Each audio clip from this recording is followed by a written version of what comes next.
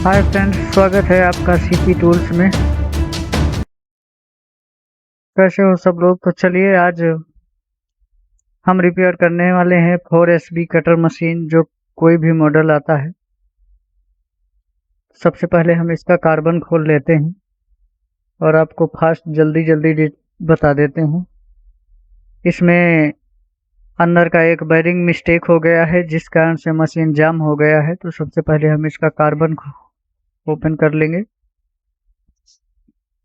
और carbon open करके इसके बॉडी में 3 नट आते हैं मेन। तो ये 3 नटों को खोल लेंगे।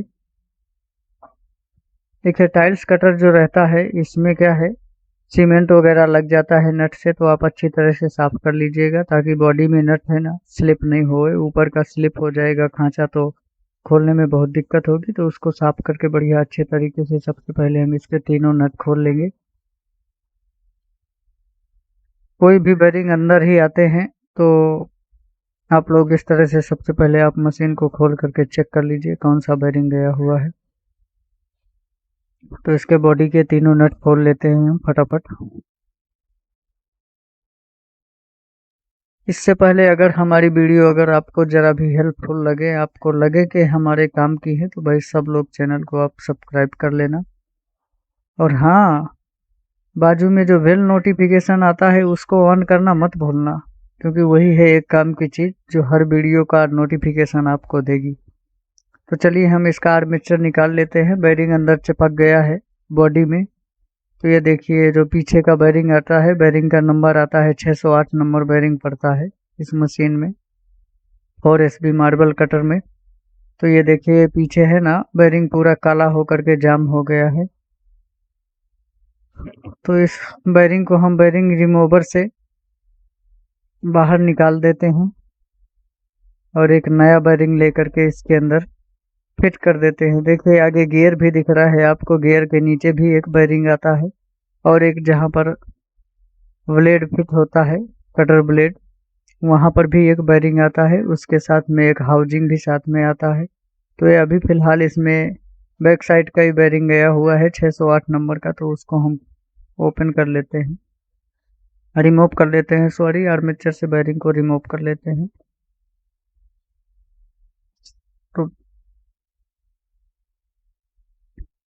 बेरिंग रिमूव करके फिर नया बेरिंग निकाल लेते हैं हम।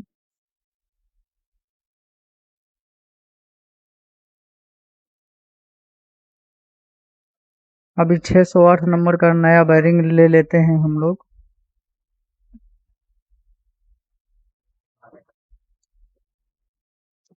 तो अभी बड़े प्रेस मशीन से इसको हम प्रेस करके और बेरिंग को फिट कर देते हैं।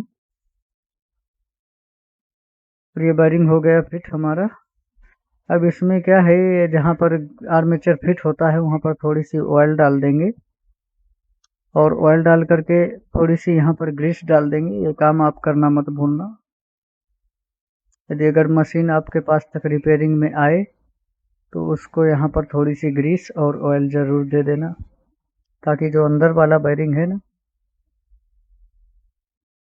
और गियर में किसी भी तरह का दिक्कत नहीं आए, इसलिए ग्रीस यहाँ पर डाल ही देने का। और इसके बाद एक चीज़ ध्यान रखना, आप जैसे जैसे ही मशीन को खोलो उसको याद ज़रूर रखो, ताकि आपको फिट करने में दिक्कत नहीं होए। तो आप इसके जैसे ही नट फिट थे, नटों में हमेशा ही खोलो आप तो थोड़ी सी ग्रीस यूज कर दो। आप लोग ग्रीस यूज कर दोगे तो क्या है ना, आगे जैसे कभी भी मशीन खोलना पड़ता है तो आसानी से खुल जाता है। नहीं तो इसमें क्या है, ये पत्थर पे चलती है तो सीमेंट का जंग लग जाता है, तो बाद में मशीन खोलने में बहुत दिक्कत होता है। चलिए हम इसके नट तीनों फटाफट फिट कर देते हैं।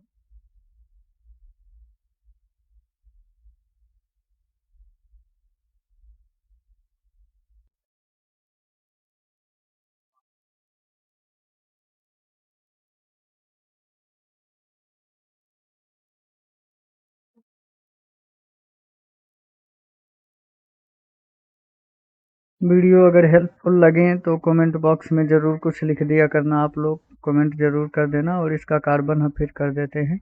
कार्बन ऐसे कभी भी आप मशीन में डालो तो कार्बन जहाँ पर फिट करते हैं वहाँ पर कार्बन को आगे पीछे करके देख लिया करो।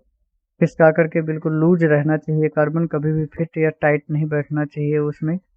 ज़्यादा टाइट जाएगा कार्बन तो मशीन को आर्मेचर में दिक्कत कर सकता है, इसलिए कार्बन बिल्कुल लूज रहना चाहिए, आसानी से फिट हो जाना चाहिए।